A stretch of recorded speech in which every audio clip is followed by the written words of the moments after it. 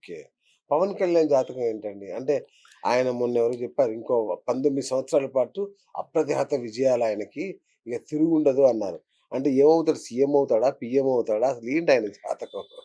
ఒకటండి. అంటే ఒక్కొక్కళ్ళది ఒక్కొక్క శైలి అవును. ఉంటుంది. నా పందా ఏంటి అంటే ఎవరిది జాతకం మనం బయట అవును. పెట్టకూడదని. అవును. కానీ చూచాయిగా ఒక విషయం అయితే చెప్తాను.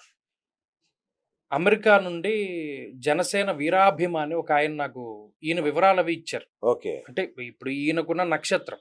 ఓకే. చాలామంది ఈయనది మకర రాశని అనుకుంటూ ఉంటారు. ఓకే. ఈయనది మకర రాశి కాదు ఫస్ట్. ఆ! మకర రాశి కాదు. ఓకే. నాకు నేను ఆయనకి 2020లో చెప్పినట్టు గుర్తు.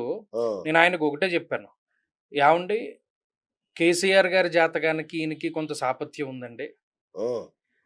మీరు గమనించండి తెలంగాణలో ఆయన పార్టీ పెట్టిన ఎంత కాలానికైతే ఆయనకి పదవొచ్చిందో, ఈయనకి అంత కాలానికి పదవొస్తుందని" చెప్పాను. కరెక్ట్‌గా చెప్పారు. అవును. నేను ఒకటే మాట అన్నాను. ఇది రికార్డ్ అయిన వీడియో గూడా ఉంది. హ్మ్. ఉంది. ఓకే. నేను ఇది కరోనా టైంలో చెప్పాను. కరోనా అప్పుడు 2019లో అనుకుంటా వీళ్ళు ఓడిపోయిన తర్వాత చాలా బాధపడుతూ ఫోను చేశాడు ఆయన. హ్మ్.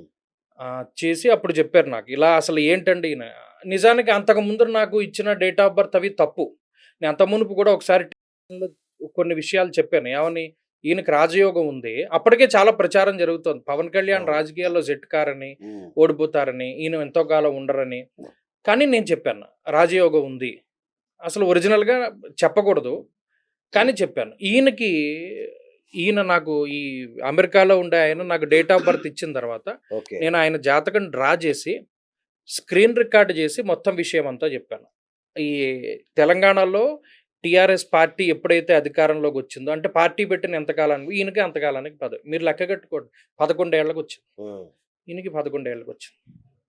ఓకే. అది ఇది ప్యారలెల్‌గా వెళ్తాయి జాతకాలు. ఓకే. సో, ఈయనకు గూడా ఈ మంచి 19 యోగం. ఏళ్ళు ఉంది. మంచి 19 ఏళ్ళని కాదు. ఇంకా కొంతకాలం పాటు ఆయనకి రాజయోగం ఉంది. కొంతకాలం పాటు. ముఖ్యమంత్రి అవుతాడా? ఖచ్చితంగా.